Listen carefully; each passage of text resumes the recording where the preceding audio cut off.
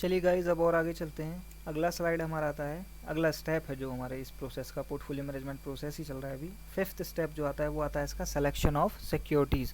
कि अभी तक हमने इन्वेस्टर के ऑब्जेक्टिव्स देख लिए क्या क्या है स्टेप 1 में, फिर हमने इन्वेस्टमेंट कॉन्स्टेंट्स देख लिए क्या क्या लिमिटेशंस का ध्यान रखना है, फिर आपने एसेट मिक्स डिसाइड कर लिया कि भाई मोटा मोटा हमने इतना पैसा स्टॉक में लगाना है, इतना इतना बॉन्ड में लगाना है। फिर आपने लास्ट स्टेप जो हमने देखी थी पोर्टफोलियो मैनेजमेंट स्ट्रेटजी भी सिलेक्ट कर ली।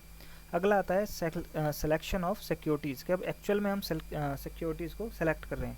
देखिए, एसेट मिक्स डिसीजन के अंदर आपने ये तो तय कर लिया था कि इतना परसेंट हम स्टॉक खरीदेंगे, इतना परसेंट बॉन्ड खरीदेंगे, लेकिन अब स्टॉक के अंदर भी तो बहुत सारी कंपनीज के शेयर्स अवेलेबल है मार्केट में। तो एग्जैक्टली आप कौन सी कंपनी का शेयर खरीदने वाले हैं ये अब हम तय कर रहे हैं सिलेक्शन ऑफ सिक्योरिटीज़ में। इसको हम कैसे करते हैं? हम करते हैं इसको सिक्योरिटीज़ एनालिसिस के थ्रू। तो सबसे पहले आप एक एक कंपनी के सिक्योरिटीज़ को, शेयर्स को एनालाइज करते हो। क्यों? Because an number of securities available है मार्केट में, सारी आप नहीं खरीदोगे, आपको चूज़ करना पड़ेगा बेस्ट वंस को। ठीक है, identify and select best ones. कौन सी होंगी बेस्ट? वो सिक्योरिटीज़ बेस्ट होती हैं जो अंडर प्राइज्ड हों। अंडर प्राइज का क्या मतलब है? ये ऐसी सिक्योरिटी, ऐसा शेयर जिसका current market price is less than fair price. ठीक है, इसका क्या मतलब हुआ? देखिए, मार्केट प्राइस का मतलब है स्टॉक मार्केट में जो डिमांड और सप्लाई के बेसिस पे उसका प्राइस इस वक्त जो है मार्केट में चल रहा है। तो ऐसा कई बार क्या होता है कि एक सिक्योरिटी का जो फेयर प्राइस है वो आप पता लगाओगे कैसे? उसके जो फाइनेंशियल स्टेटमेंट वगैरह स्टडी करके आप पता लगाओगे। ठीक है, तो आपके हिसाब से उसकी फाइनेंशियल स्टेटमेंट अगर आपने देखी, उसका एनालाइज किया, उसके बेसिस पे आपने तय किया कि भाई इसका फेयर प्राइस 100 के आसपास होना चाहिए, लेकिन मार्केट में सपोज वो 50 का 60 का मिल रहा है, तो इसका मतलब क्या है? वो कैसा सिक्योरिटी है? अंडर प्राइस सिक्योरिटी है। उसका फेयर प्राइस है 100, मार्केट में मिल रहा है 50-60 में, तो आप उसको खरीद लीजिए। क्यों? क्योंकि लॉन्ग रन में क्या होता है, मार्केट प्राइस फेयर प्राइस की तरफ मूव करता है। ठीक है, तो हमारे वाले एग्जांपल में जब फेयर प्राइस आपका 100 है और मार्केट में करंट प्राइस है उसका 50, तो आप खरीद लीजिए। क्यों? क्योंकि आगे आने वाले समय में ये प्राइस बढ़ेगा। क्यों? क्योंकि फेयर प्राइस कितना है? 100। तो 50 से बढ़ते बढ़ते किसकी क्लोज जाएगा? ये 100 की तरफ जाएगा, क्योंकि फेयर प्राइस इसका 100 है।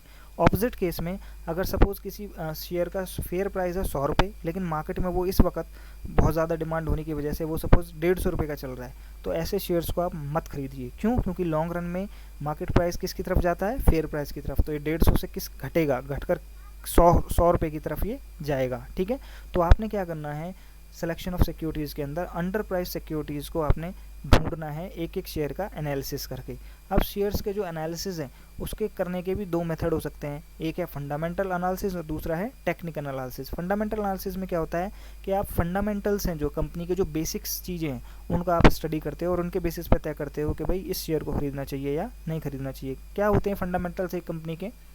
देखिए, प्रॉफिट, आप सबसे पहले तो प्रॉफिट्स, फिर एसेट्स, फिर बहुत सारे अकाउंटिंग रेशियोज आपने पढ़े होंगे। ठीक है, current ratio, asset mix ratio.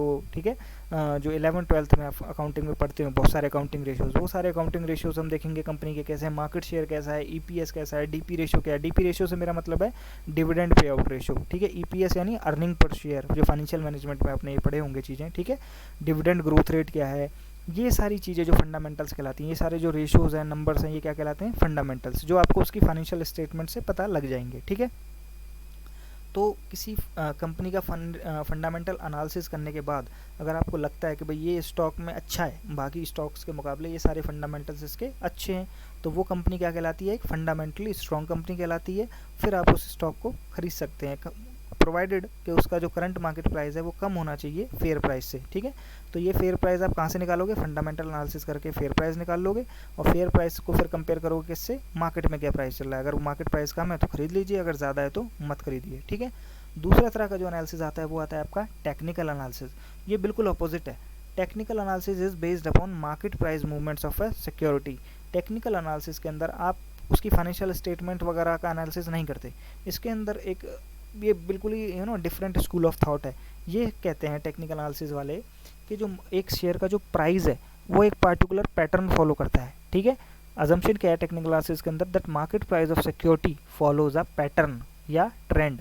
कि मार्केट प्राइस जो है उसका आप एक चार्ट बनाइए, तो उस चार्ट में आपको कुछ पैटर्न दिखेगा। ठीक है, उस पैटर्न को आप स्टडी करिए और उसके बेसिस पे फिर सिक्योरिटीज़ का सिलेक्शन करिए, ठीक है। तो market price of security follows a pattern और trend, so you should do analysis of the historical data of market price. अब मार्केट प्राइस का डेटा जितना भी होगा, ऑब्वियस सी बात है वो पिछला डेटा ही होगा, ठीक है। आज से सपोज पिछले 10 साल का जो उस कंपनी के शेयर का डेटा उठाइए और वहाँ से एक चार्ट बनाइए और देखिए कब किस टाइम में ये बढ़ता है, किस टाइम में ये गिरता है, और फिर उस चार्ट के बेसिस पे आप डिसाइड करिए कि कब खरीदना चाहिए इसको, ठीक है। क्यों हिस्टोरिकल डेटा का आप एनालिसिस करिए? क्योंकि past trend predicts future trend, कि फ्यूचर में इसका क्या मार्केट प्राइस होगा, ये पास्ट में इसका मार्केट प्राइस कैसा बिहेवियर रहा है इसका, वो बताएगा आपको। उसको अगर आप समझ गए, उस बिहेवियर को अगर आप समझ पाते हैं, तो फ्यूचर मार्केट प्राइस को आप प्रिडिक्ट कर पाएंगे, फोरकास्ट कर पाएंगे। तो इसमें अंदर बेसिकली आप करते क्या हो, एनालिसिस करते हो मार्केट प्राइस चार्ट्स का और ग्राफ्स का। आप ये सारे फंडामेंटल जो अपने फंडामेंटल एनालिसिस में पढ़े उनको इग्नोर करते हो और सिर्फ मार्केट प्राइस एक पॉइंट पकड़ते हो और उसके जो पिछले 10 साल 20 साल के जो चार्ट्स हैं उसको आप देखते हो, ठीक है। तो एक एग्जांपल के लिए एक बहुत ही बेसिक चार्ट मैं आपको दिखा देता हूँ, ठीक है, कि करते क्या है हम। Technical analysis, suppose last 10 years का आपने डेटा ले लिया एक पार्टिकुलर स्टॉक का, किसी कंपनी के एक शेयर, सपोज जियो है या कोई भी एक कंपनी है जो पुराना 10 साल से है, टाटा है, ठीक है, उसका आपने मार्केट प्राइस लिया और उसका आपने चार्ट बनाया। तो मैंने 2 एक्सेस लिए हैं, ठीक है, जो नॉर्मली एक डायग्राम में होते हैं। ये एक्स एक्सिस है, एक्स एक्सिस पे मैंने टाइम बनाया है, ठीक है, और एक वाई एक्सिस पे मैंने क्या लिया है, इस शेयर का मार्केट प्राइस। टाइम में क्या है, हमने क्वार्टर्स ले लिए हैं, सपोज एक क्वार्टर जनवरी से स्टार्ट होता है, एक अप्रैल, एक जुलाई और एक अक्टूबर। हमने पिछले 10 साल के जो क्वार्टर्स का डेटा लिया तो उसमें ये पार्टिकुलर ट्रेंड हमने महसूस किया है। ये एवरेज प्राइसेस का हमने जो है डायग्राम मार्केट प्राइस का बना रखा है। हमने क्या महसूस किया, देखिए जनवरी में प्राइस ये है, जनवरी से जैसे जैसे आप अप्रैल की तरफ जाते हैं तो मार्केट प्राइस देखिए डायग्राम ऊपर बढ़ता जा रहा है, यानी मार्केट प्राइस इसका बढ़ता है। जनवरी से अप्रैल के बीच में इस पार्टिकुलर शेयर का मार्केट प्राइस बढ़ता है। अप्रैल के बाद ये डिक्लाइन करना स्टार्ट करता है, जुलाई में लोएस्ट पहुंच के फिर ये स्टेबल रहता है थोड़ा, और फिर अक्टूबर आते आते ये फिर से बढ़ने लगता है। तो ये एक बिहेवियर है इसका जो पिछले 10 साल का डेटा लगातार दिखा रहा है। तो टेक्निकल एनालिसिस वालों का कहना है कि आप जो है इस बिहेवियर को पकड़िए और इसके हिसाब से तय करिए कि कब खरीदना है और कब बेचना है। जैसे